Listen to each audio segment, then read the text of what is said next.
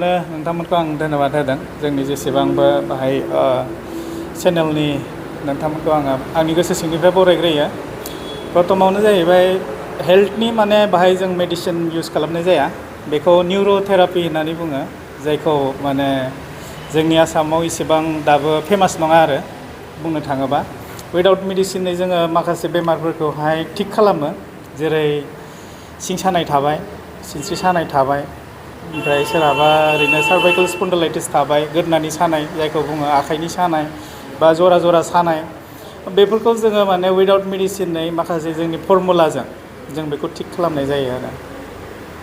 दा आङो सिगांथ' बेंटलाव दङमोन, दा बेंटलनिफ्राय नैबे सापागुरि बेंटल गेट खाथियाव आङो माने शिफ्ट जानाय जाबाय। शिफ्ट जानाया दा सप्ता खुंनायानो जाबाय। बाहायबो गोबां मानसि गोजान गोजाननिफ्राय फैनाय थाफैनाय बेबायदि माने दा लोगो मोनफैनाय जाबाय आरो। बेंटलावबा माने बेबायदि सुबिदा गैयामोन। बेनो थाफैनोबो हायो। औ, मानसिफोरा माने गोजाननि जायफोरा थांलाय फैलाय खालामनो हाया, जेरै बाक्सा डिस्ट्रिक्टनि फैयो, उदालगुरिनि फैयो, दिखियाजुलिनि बक' साइडनि फैयो, दा बिसोरो फैनानै थाफैनायनि सुबिदाखौ दा बे जायगायावहाय मोननो हागोन आरो। दा बेड दंखायो, थानायनि थाखाय सुबिदा, दुगैनाय एरि गासैबो माने जे हस्पिटाल बादि मोनसे माबा फेसिलिटिया बाहाय दङ आरो दा। नोंथाङा मेक्सिमाम बबे बेमारखौ सोखानो हायो? जोंनिया बेनोसै, मेनानो जाहैबाय बेक पेन, जायखौ सिनस्रि होननानै बुङो। सिनस्रि नङाबा मानसिया जेबो नङा।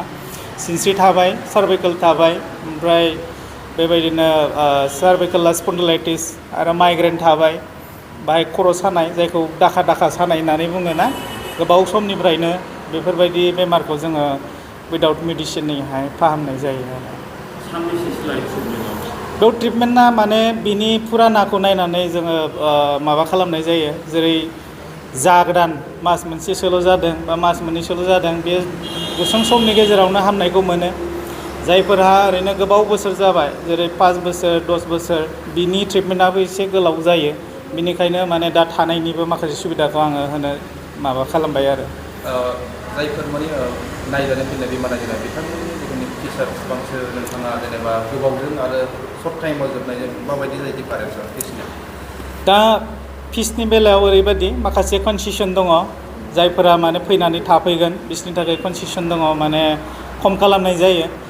नाथाय दा बे सुबिदाखौ होजोबनाय हिसाबै बेंटलाव 500 थाखा लायोमोन, दा ओरैनो जुदि जायफोरा पेकेज हिसाबै लायो, पेकेज हिसाबै मावजायो, बिसोरनिया खम जायो। आरो जायफ्रा ओरैनो फैयो थाङो सानसेनि सानसे होलाङो, बिसोरना पार माजे ट्रिटमेन्टआवहाय 600 थाखा जोङो लानाय जायो आरो। बेयाव फैनानैहाय सानबा बायदि जाबाय, ओमफ्राय सानाया खमदों आरो। मा जादोंमोन?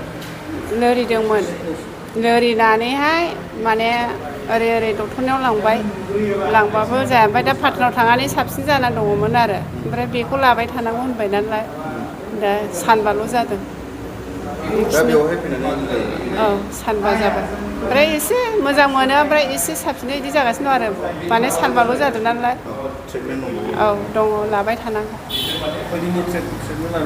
दाथ' बुंथ'नो हाया, फैबाय थानांगौ आरो। खैला मैला। औ। देहायाथ' बिराद अबस्थाया गाज्रिथारमोन, जेरावबो नायहैदों, मास मोननै जाबायमोन आं। ओमफ्राय दा बेहाय फैनानै नानायजों थानोनो हायामोन आरो, सानाय सुनाय बिस बेदेनाया। ओमफ्राय दा अनेक मोजाङाव फैबाय आं। दायो बे बिस बेदेनाया जानजियावल'सै आरो, दा जानजियाव मिजौनाय बेल'सै। सानबेसे सिकित्सा लाबाय? आङो सानथाम जाबाय। सानथामनिफ्राय मैया गेप थाबाय, ओमफ्राय दिनै फैबावबाय। सानथामजोंनो हामदों? सानथामजोंनो एकदम सोलिनो हायामोन देहायानो, सानाय सुनाय बिस बेदेनाया सोलिनो हाथारामोन आरो, ओरैबायदि जादोंमोन। गारियावनो गाखोनो हायामोन आङो। दायोथ' अनेक मोजां, दा अनेक मोजाङाव फैबाय आरो। दा खामानिखौबो थानो हाया नालाय, मावग्रा मानसि एसे मावखानांगौ जाहैबाय। ओमफ्राय दा मोजां आरो दायो, उन्दुनाय थानाय मोजां। ओमफ्राय ओंखामखौबो एसेबो जानो हायामोन, बेयाव फैनायनिफ्राय ओइ बायला हटेलाव ओंखाम एसे जालांबाय, बिनिफ्राय एफा एफा जानो हानाय जाबाय आरो। एक्सा थुक्सा खालामबाय, बिदिनो मुलि जायो, दमायो, जाफिनो, आरो बेबायदिनो आं थाबाय।